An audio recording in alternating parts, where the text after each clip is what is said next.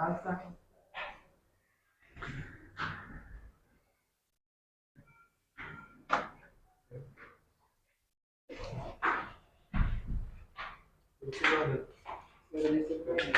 बस, काय होत नाही.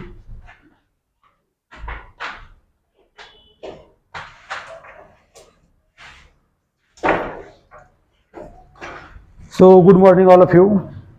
Today we are going to discuss about question number 4. Means journal entry of issue of shares. Previous lectures means yesterday we had discussed about question number 3, dissolution of dissolutions account. Okay, today we are going to discuss about journal entry of issue of shares. You know that journal entry of issue of shares. Firstly, we read all problems and understand it, and then we solve one by one. Okay. So this is question number 4. Samir and Company Limited invited applications for 25,000 equity shares of rupees 100 each. Each payable as rupees 25 on application, rupees 50 on allotment, rupees 25 on first and final call. There are 3 steps of issue of shares. A company invited to public, and company wants to 25,000 shares, and one shares amount 100 rupees. Okay, so company receive application money 25, company receive 50 rupees for allotment, and company receive 25 for first and final call. Then application were received for 30,000 equity shares and pro rata allotment were made to all. All the money was duly received except first and final call on 2,500 equity shares. Listen, application were received 30,000. Okay, we want 25,000 applications, but application receives 5,000 extra application received. So this 5,000 application will be pro rata base adjusted to allotment. Okay, this application 5,000. Okay, 5,000 application will pro rata base adjustment to allotment. Okay. All the money was duly received except first and final call on 2,500 equity shares. If first and final calls time, a shareholder who has 2,500 shares and who fail to pay 25 rupees for first and final call. Okay. So this is call in errors. We will be entry of this call. Okay. So firstly, are you understood this problem? Yes. So next we are solve one by one journal entry. You know that applications 2 entry, allotments 2 entry, and first and final call 2 entries, and then pro ratas a entry and call in errors a entry. So total 8 entry will be for this problem, means journal entry of issue of shares. Okay.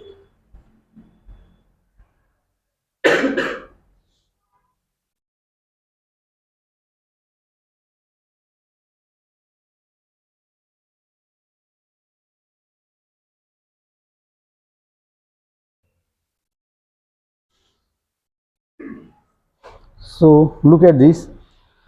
Samir and Company 25,000 equity shares, apply invite to public, but receive 30,000 shares. 30,000 application received, and application amount 25. Okay, 25 rupees for application. 25 into 30. Okay, 25 into 30, 40, 7,50,000 amount will be received. So what is first entry of journal entry of issue of shares? First entry, bank account debit to equity share application account debit. So write down bank account debit.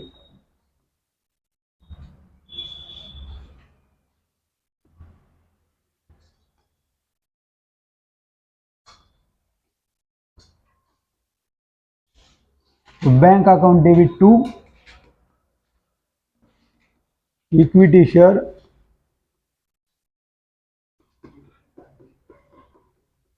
application account. Okay.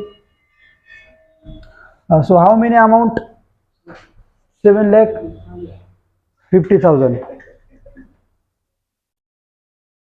7,50,000 amount. Write down 7,50,000.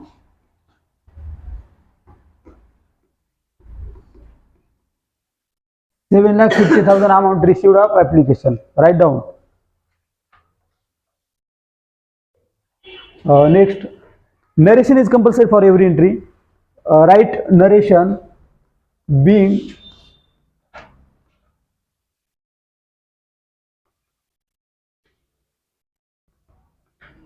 application money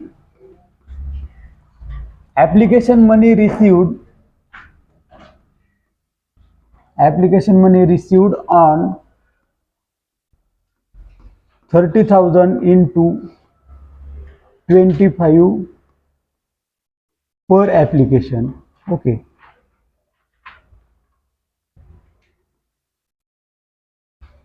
Next, entry number 2. So first entry of application amount received and second entry is amount transferred. Okay, second entry will be amount transfer of application. So what is amount transfer entry? Equity share application account debit. Equity share application account debit to equity share capital account. So listen here. 7,50,000 amount received of application money, but transfer only 25,000 into 25. Okay, 25,000 into 25.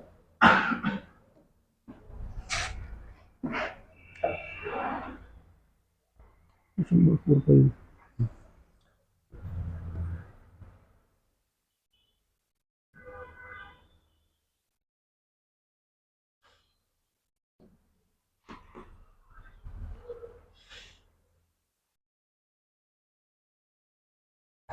6,25,000 amount transfer to capital account. So debit side, write down 7,50,000. Okay, and credit side 6,25,000. Okay, remaining amount will be adjusted to allotment. So write down to equity share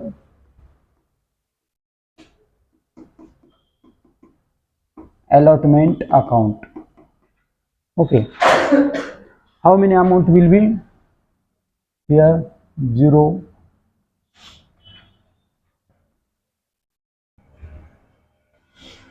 75,000.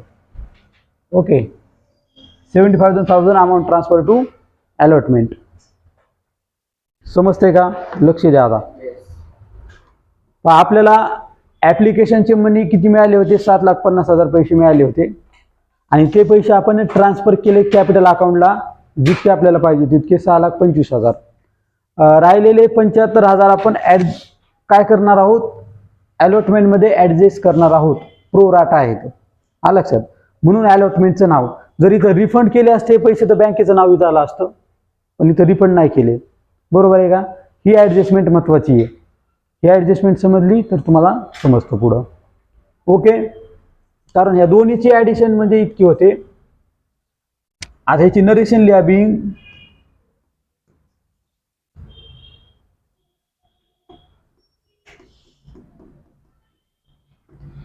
application money transferred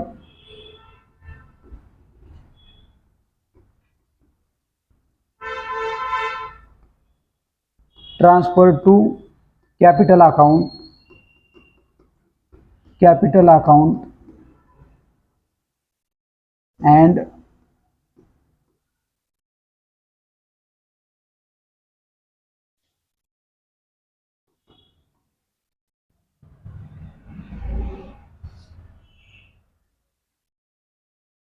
and pro rata adjustment करा.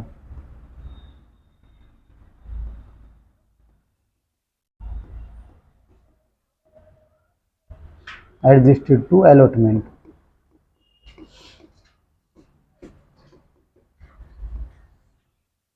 Okay, राहिलेले pro राटाने adjust करायचे.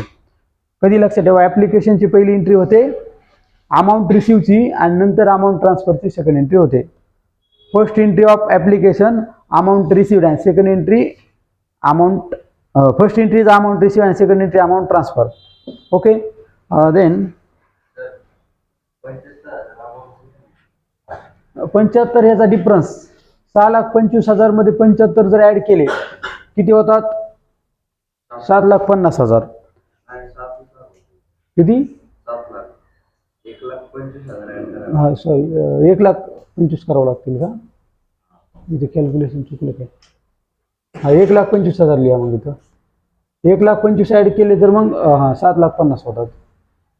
Okay, इथे हे दोन्हीचे addition इतके यायला पाहिजे. बरोबर आहे, टॅली व्हायला पाहिजे दोन्ही साईड. ही अमाऊंट त्याच्या थोडी खाली घ्या, 1,25,000.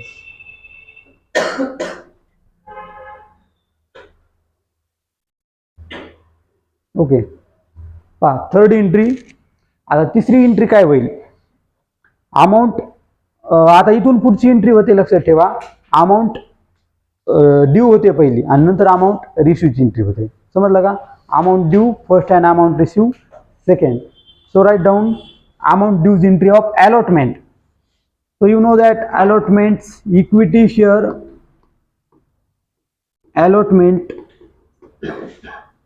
equity share allotment account debit to equity share equity share allotment debit to equity share capital account. Okay, this is amount dues entry. आता अमाऊंट किती ड्यू होणार आहे लक्षात ठेवा. आपण पहिल्यांदा 30,000 प्रमाणे पैसे मिळवले, परंतु इथून पुढे सगळं कॅल्क्युलेशन 25,000 नी होणार. 25,000 आपल्याला अमाऊंट पाहिजे होते, 25,000 आपल्याला शेअर्स आपण इन्व्हाइट केले होते पब्लिक, तितकेच पैसे पाहिजे होते. मग तितक्या प्रमाणात सर्व कॅल्क्युलेशन होणार. 25,000 इंटू 50 करा.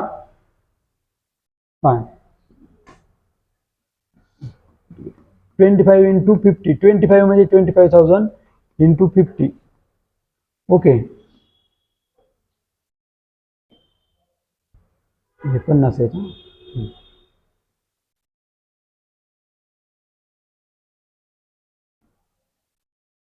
हा 1,25,000 येतील.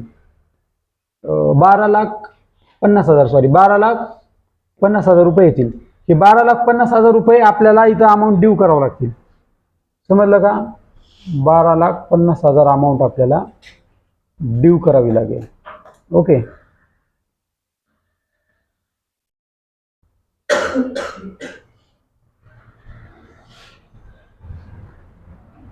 एवढी अमाऊंट आपण ड्यू केली तर नरेशन लिनार Bing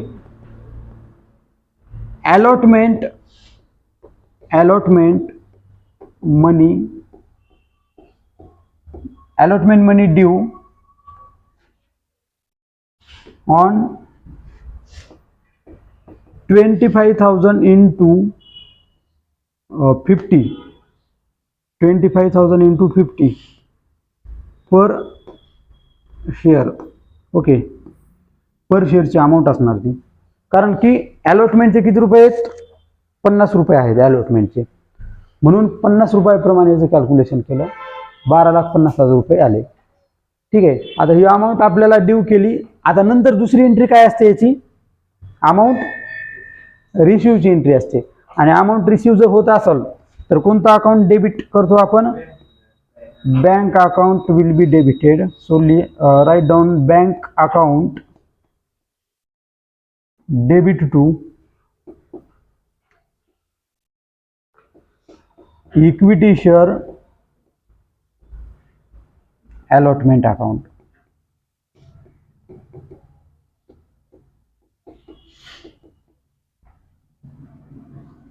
How many amount received at the time of allotment money received?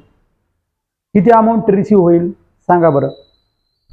किती आपल्याला पाहिजे होते? 12,50,000 पाहिजे होते, पण त्याच्यातले 1,25,000 आपल्याला अगोदर मिळाले इथं, बरोबर आहे का? ते आपण इथं ऍडजस्ट करून घेतले होते आधी. ही तितके इथं कमी मिळणार. 12,50,000 मधून 1,25,000 जर गेले तर किती राहणार आहेत? 10,75,000 नाही, 10,25,000. 11 लाख गेले, 11,25,000 राहतील का? हां, 11,25,000 राहतील. 11,25,000 आणि 11 लाख. ओके, 10,50,000 आपल्याला अमाऊंट ड्यू केला होता, बरोबर आहे. आणि 1,25,000 अगोदरच मिळाले, म्हणजे 1 लाख कमी करून मिळतील ना. 12,50,000 मायनस 1,25,000 आपल्याला अगोदर मिळालेले, ते कमी मिळतील, एवढे मायनस होतील याच्यातून. समजलं का?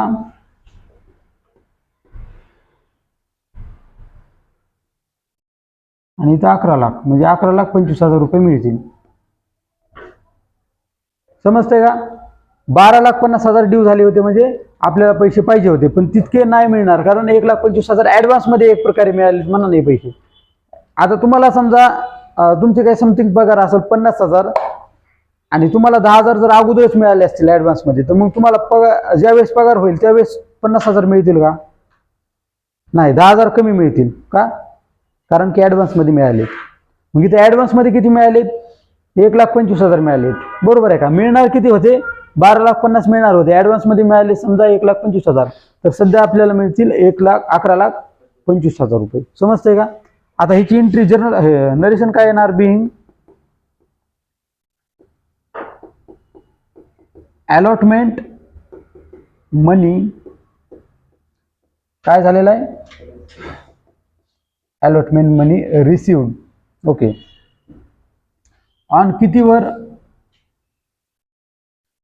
25,000 into 50 per share. 25,000 into 50 per share. आणि पुढे असे लिहू शकता, अँड प्रो राटा ऍडजस्टेड.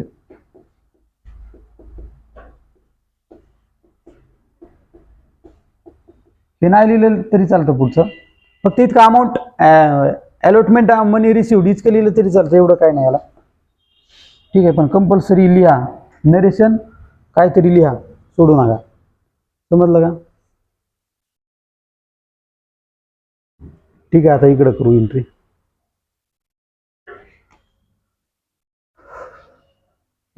अलॉटमेंटच्या 2 झाल्या, ऍप्लिकेशनच्या 2 झाल्या, 4 झाल्या. 4 आणि ते ह्याच्यामधली 1 झाली, 5 म्हणजे राहिल्या आता 3च. 4 झाल्या, पण 1 कंबाईन झाली ना, मग ती कंबाईनची 1 पकडावं लागते, म्हणजे अशा 5 झाल्या, राहिल्या आता 3. कारण 8 येतात तुम्हाला, 8 मार्कासाठी 8 येतात. समजलं का? लक्षात ठेवा. आता first and final call. First and final call amount receive होणार का ड्यू होणार पहिल्यांदा? अरे ड्यू होत असतो पहिल्यांदा. ड्यू म्हणजे पैसे मागणे, आधी पैसे मागावे लागतील ना तर मिळतील. फक्त ऍप्लिकेशन अशी स्टेप आहे की तिथं पैसे न मागता सुरुवातीला मिळतात, आणि जे मिळालेले पैसे नंतर मग ट्रान्सफर करतो आपण कॅपिटल अकाउंटला ऍप्लिकेशनच्या वेळेस. पण तिथून पुढची जी काही प्रोसेस असेल त्याच्यामध्ये पैसे ड्यू होतात आणि रिसिव्ह होतात. ड्यूची एंट्री करा 5वी. इक्विटी शेअर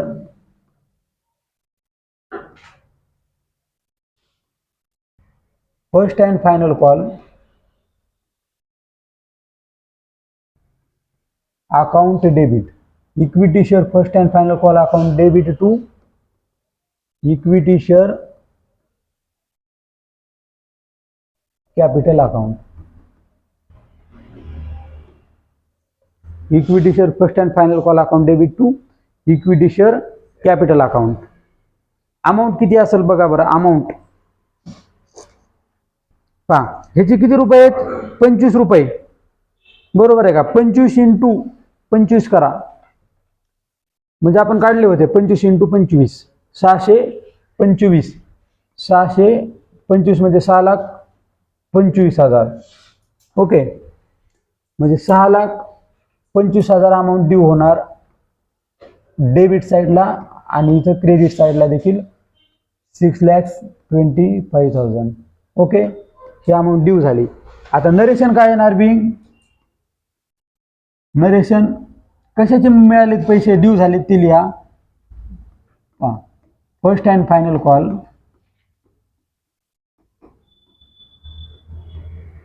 मनी ड्यू. ठीक आहे, कितीवर झाला? ऑन 25,000 वर इंटू 25 प्रमाणेच पर शेअर इतका मनी ड्यू झाला. समजतंय का? 6 नंबरची एंट्री, 6 नंबरची एंट्री. ठीक आहे, आता ह्याच्यामध्ये काय एंट्री होईल? अमाऊंट रिसिव्हची एंट्री होते. संजय, अमाऊंट रिसिव्हची एंट्री काय होईल सांगा बरं. अमाऊंट रिसिव्ह म्हणल्यास कोणता अकाउंट डेबिट होणार? Bank account. Bank account. पैसे कुठे येतात? इक्विटीत नाही येत. पैसे मिळाले की बँकेत येतात. लक्षात ठेवायचं, ज्यावेळेस आपल्याला पैसे मिळतात त्यावेळेस आपण एक तर खिशात ठेवतो किंवा बँकेत ठेवतो.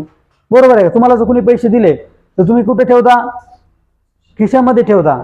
खिशात नाही ठेवले तर ऑनलाईन मिळाले तर बँकेत जमा होतात ते. मग तसे पैसे जर मिळाले म्हटलं, रिसिव्ह म्हणलं की बँक अकाउंट डेबिट होणार. लिहा मग बँक अकाउंट डेबिट.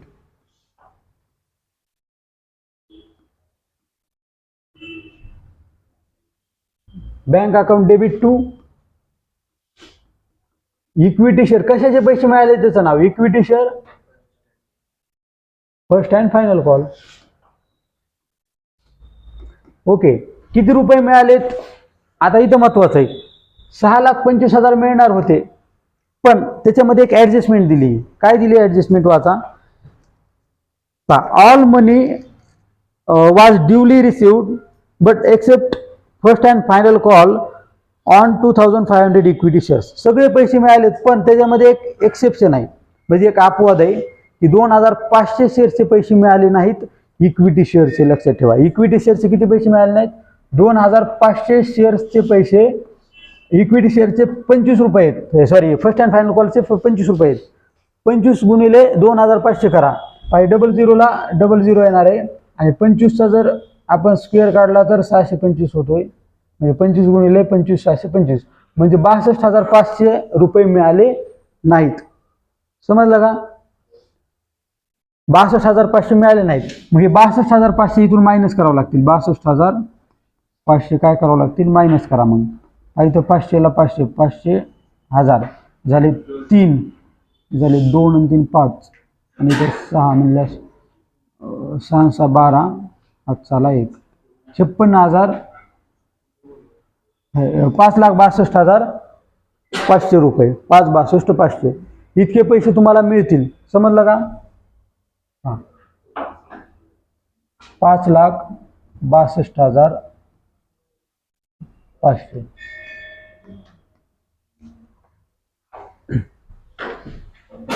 इथे 5,62,500 इतके पैसे मिळाले. हे पैसे कसे मिळालेत हे समजतंय का? तुम्हाला मिळणार होते 6,25,000, पण त्याच्यामध्ये एक व्यक्ती असा आहे की त्यानं 2,500 शेअर्स घेतले होते आणि त्यानं फर्स्ट अँड फायनल कॉलचे 25 रुपये दिले नाही. 2,500 शेअर्सचे 25 रुपयाप्रमाणे होतात 62,500. 62,500 जर ह्याच्यातनं मायनस केले तर 5,62,500 होतात. समजलं का? मग तितकेच पैसे मिळाले. ही एंट्री कोणती झाली? ही एंट्री अमाऊंट रिसिव्हची झाली.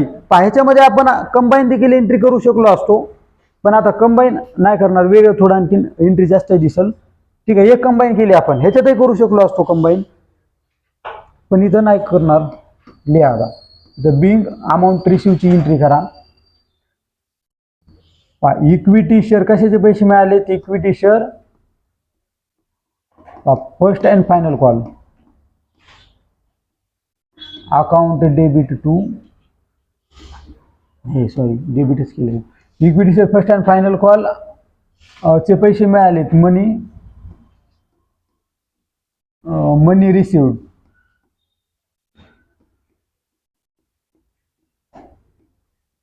On 25,000 into 25. ठीक आहे. But 2,500 exception.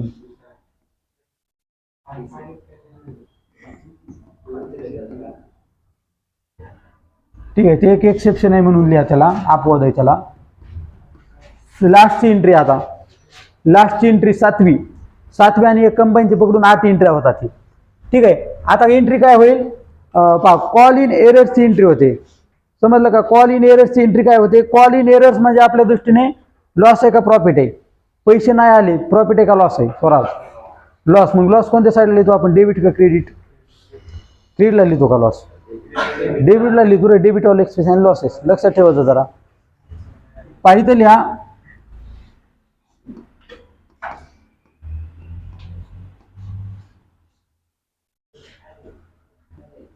Call in arrears account debit.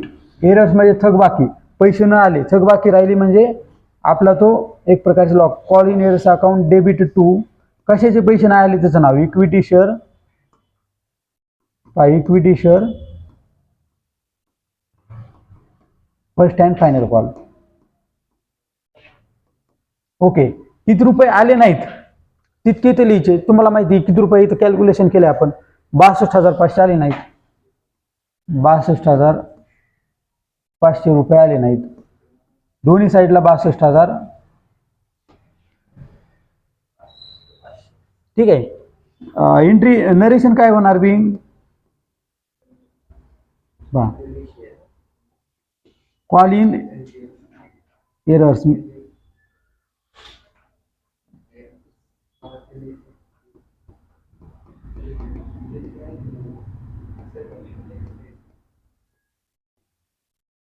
Call in errors made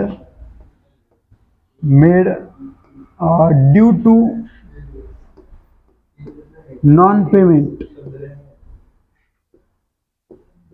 non-payment of first and final call. ठीक आहे. पैसे मिळाले नाहीत. कॉल इन एरर्स का म्हणलं? कारण त्याचे पैसे मिळाले नाहीत. कधी मिळाले नाहीत? फर्स्ट अँड फायनल कॉलच्या वेळेस. समजलं का? अशा 7 एंट्री होणार आहेत. 7 एंट्री समजलं का? 7 एंट्री म्हणजे ह्याच्यामध्ये एक कंबाईन झालेली एंट्री, ती पकडून 8. आता ही आपण कंबाईन करू शकलो असतो. कशी कंबाईन करू शकलो असतो? इथे bank account debit, call in arrears account debit, equity share first and final call अशी एंट्री करू शकलो असतो. म्हणजे तुम्हाला 6 दिसल्या असत्या. 6 दिसल्या असत्या तरी त्या 8च एंट्री असत्या. आलं लक्षात? आणि इथे एक आपण कंबाईन केली पहा.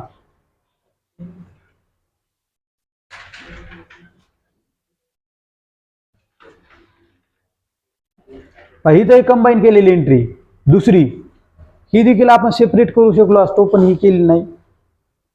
ठीक आहे. सेपरेट करा किंवा कंबाईन करा, पण कंबाईन केल्यास एक तर जागा कमी लागते आणि सेपरेट केल्यास थोडी जागा जास्त लागते, तो एंट्री जास्त दिसतात.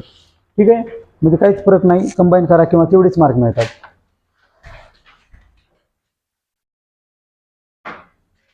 लिहून घ्या.